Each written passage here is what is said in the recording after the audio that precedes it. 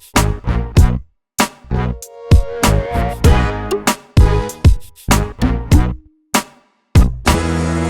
up, everybody? Welcome back to the Between the Ears show. I'm Skylar Callahan with Mountaineers Now on SI Fan Nation. And we're 22 days away from the first game of the season for West Virginia, and that is the backyard brawl, as you all know, against Pitt in Acrisure Stadium, or as many of you probably know it as Heinz Field. So today I figured we'd take a look at this Pitt roster. I know there's a lot of hype about this team going into the season. They just came off that season in which they won the ACC championship over Wake Forest. So take that for what you will. And they also did not play a single ranked opponent in the regular season. So again, but have to give them their props. They did take care of business. They won the ACC and were able to get into a New Year's Six game. They lost a lot of talent off of that team from a year ago, especially at key positions like quarterback and receiver, and a couple of pieces here and there on defense as well. So let's go ahead and get into it. Is this Pitt team as good as their preseason ranking is? They were ranked 16th in the coaches poll that just came out last week. The AP poll, the AP top 25 will be coming up here soon. Probably expect them to be at least in the top 20. Don't know if they'll quite get as high as they were in the coaches poll, but 16, I think, is a little too high, and we're going to go ahead and dive into why I think that right now. All right, so here is the Pitt unofficial depth chart. This is just what is listed on ourlads.com. They do a fairly good job of keeping track of all the depth charts around the country. I have not seen Pitt put out a depth chart yet. Probably won't see that until maybe later this month, or maybe just a couple of days before the game. And I think that's kind of what a lot of schools have gone to. So this is a pretty accurate description, I think, of what Pitt is bringing back, what they have, what their offense and defense is going to look like. And I did some studying on this team just to see if they are worthy of that number 16 preseason ranking. Quite frankly, I don't think they are. So here's a breakdown, quick breakdown of Pitt's offense and defense. So we obviously know the first things first is the quarterback position. They don't have Kenny Pickett anymore, but he does still stay in the same building, since Pitt and the Steelers share everything. He is now with the Steelers. Keaton Slovis now steps in as the starting quarterback, we assume. Pat Narduzzi has said that this is going to be a battle between he and Nick Patty, the redshirt senior, but all indications are pointing to Keaton Slovis being the guy. Keaton Slovis, he's a very interesting quarterback because I think early on in his career, there was a lot of talk about, him potentially being one of the top quarterbacks in whatever class he decided to come out in, and kind of hit a rough patch here and there, had some inconsistency. Turning the ball over was an issue at times. I'm not sure. Let's see if we can look up his stats real quick. Should have had this pulled up already, but, it's the middle of the week. So, yeah, his last year at USC this past season, he had 11 touchdowns to 8 picks. The offense wasn't nearly as explosive, but the USC offense as a whole was not very good. That freshman year, as you can see, the 30 touchdowns to 9 picks, that's where everyone was high on it. Going into that second year, I believe that second year, the numbers there are a little skewed because they started their season late, if I remember correctly. That was the COVID year. Pac-12 didn't start right away. So only played in 6 games, but had some issues last year with turnovers. 8 and 9 games isn't typically that great, but it's also not terrible. So I think going to Pitt is going to be a good move for him in the end of things, because Pitt obviously needs a quarterback. He needed to go somewhere that believed in him and trusted in him to be the guy. Lincoln Riley wanted his own guy at USC, so he brought in Caleb Williams. So long story short, Keaton Slovis is going to be your starting quarterback, more than likely for the Pitt Panthers. I don't know how much this offense is going to rely on the passing game as much as it did with Kenny Pickett. I think they've got a couple of good running backs that they can lean on as they get some of those chemistry issues figured out and sorted out with Slovis and some of those not new receivers, but those more inexperienced receivers that the Pitt Panthers have. When you look at their receivers, Jared Wayne's probably their top guy. Jordan Addison was going to be their top guy, and then he bolted and said, I'm going to go get the bag at USC. So interesting there, but they do still have an Addison on the roster. Addison Copeland, probably not going to see a whole lot of playing time as a true freshman. They do have, however, Kanata Mumpfield, transfer from Akron, had, let's see, I have his stats already pulled up here.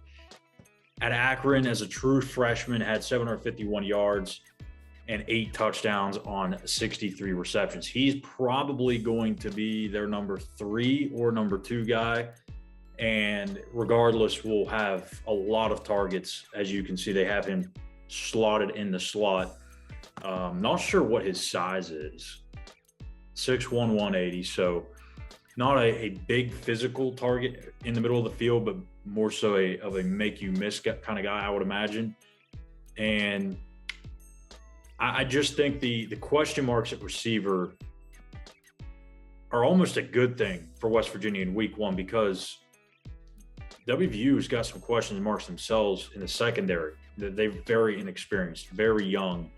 And the guys that are going to be playing at cornerback are first-year guys in the program, like Rashad Ajayi, the Colorado State transfer, Wesley McCormick, who comes in for James Madison, Jalen Shelton, who is coming in from Tyler Junior College.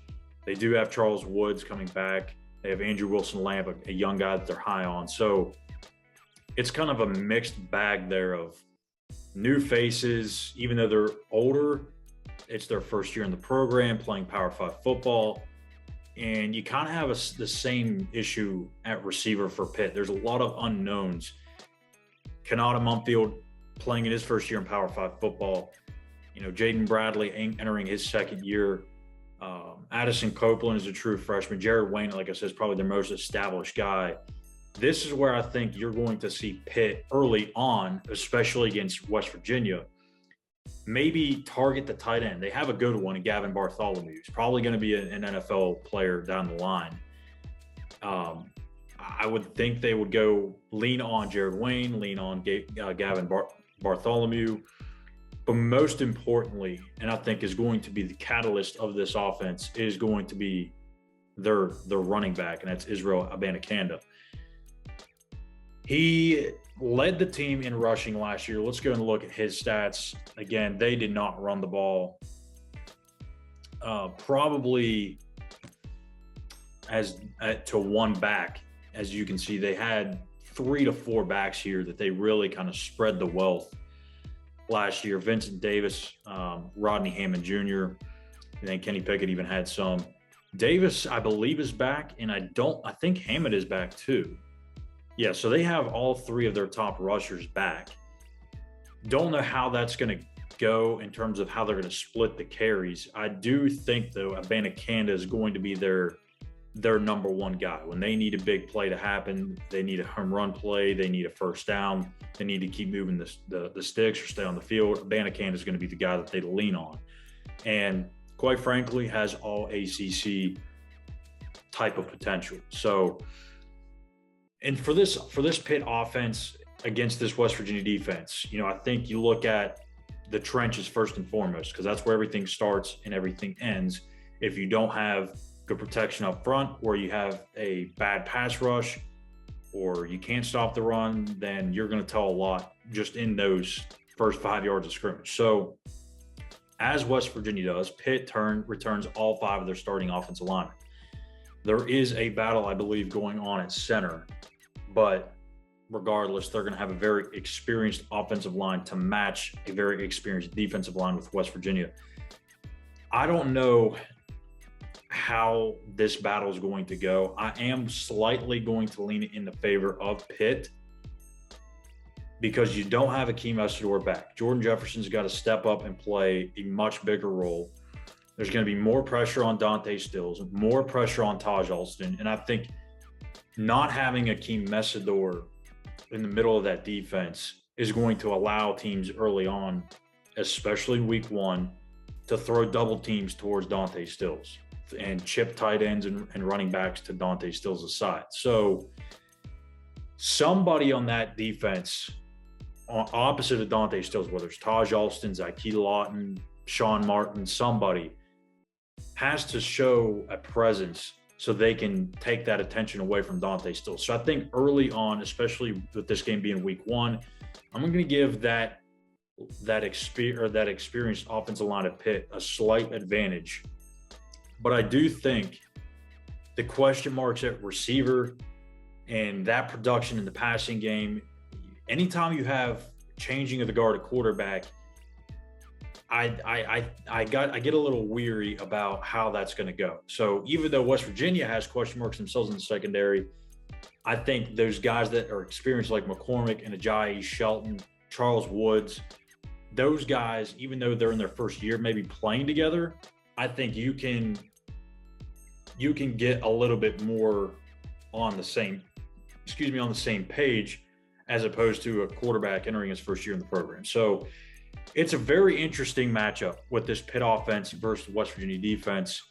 I do think that, we've seen it the last 2 years under Jordan Leslie. This defense has continued to, I would say, play above expectations, and I would expect them to do the same in 2022. So I think overall,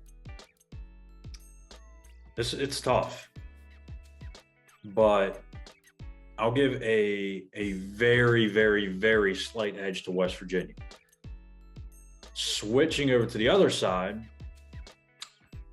their defense has some dudes on it. I'll be real. They got a lot of guys coming back, and once again, they are stacked up front. That front seven for Pitt is going to really, really challenge this West Virginia offensive line. Again, all 5 starters coming back for WVU on that line. But are they going to be an improved unit? Are they going to be one of the strongest units on this team? This would be a good measuring stick, I think. Everyone just expects, because they've got 5 guys coming back, that this is just going to be, a top 3 or 4 offensive line in the Big 12. I'm not ready to say that just yet. We've seen this offensive line for 2 years now, and it's not been very good. And at times we've even seen them take multiple steps backwards. So getting this test right out the gate is going to be a great measuring stick for Matt Moore's group. Baldonado, NFLer. Kalijah Cansey, future NFLer. Deslin Alexander, NFLer. And then you have the Mike linebacker, Savasier Dennis, probably going to be in the NFL. So there's 3, maybe 4 guys if you count David Green. I mean, maybe even 5 guys in that front 7 that they could be playing at the next level. And they've got good depth too. Just looking across, there's a bunch of names here. John Morgan, Devin Danielson, Dayon Hayes, who I think's got a chance to really break out this season. So, I mean, there's a lot of experience in that 2 deep up front for the Pitt defense. So for West Virginia, you're going to have to set the run game and to obviously open up things for JT Daniels and those receivers. But it's not going to be easy. Tony Mathis entering his first year as the starter, I think that's going to be very, very tough to run the football down, into the teeth of this defense. They're going to have to get a little creative, I think, in how they attack. I don't know if they're going to go wide zone runs or if they're going to slam it up the gut. I have no idea. But I think to challenge this team right up the middle is going to be tough, but they are athletic too. They can get to the outside and contain the edge. So it's not going to be an easy test for WVU's offense going up against this defense. The back end, Brandon Hill is a pretty good, strong safety. Eric Hallett. So they do have some guys back there. MJ Devonshire, I'm sure that's a guy that a lot of you West Virginia fans probably have heard of. He was recruited heavily by WVU, went to Kentucky, transferred to Pitt. So I don't want to get too much further into breaking this thing down because obviously we'll get into that Eugene and I will get on into that in the walkthrough game day show for our preview show. But back to Pitt as a team. Are they worthy of this top six or this 16th ranking? Are they good as good as everybody says they're going to be? Are they going to be, in a good position to run it back for another ACC title? I don't know. I don't get that vibe when I'm looking at this roster. Like, the offensive line's good. You got your top three running backs back. You've got an experienced quarterback filling in. But it just doesn't give me that feeling like they should be number 16 right now. And I don't think that they're going to make it back to the ACC title game. I really don't. But I understand why. I mean, when you win the ACC a year ago and you've got some very big pieces back, both sides of the ball, and you have a whole unit like your O-line coming back, I mean, that's going to be intriguing, I think, for media, to vote on and say, yeah, I can see Pitt coming back and being that good. So I don't think they're worth that top 16 ranking. I don't think they're getting back to the ACC championship. But I do think for those West Virginia fans that are looking at this game and seeing those things and being like, oh, they don't have Kenny Pickett, they don't have Jordan Addison, they don't have this, they don't have that, I would slow down your roll a little bit, pump the brakes, because this is still a very talented team. Again, they've got some very good pieces coming back from that ACC championship team from a year ago.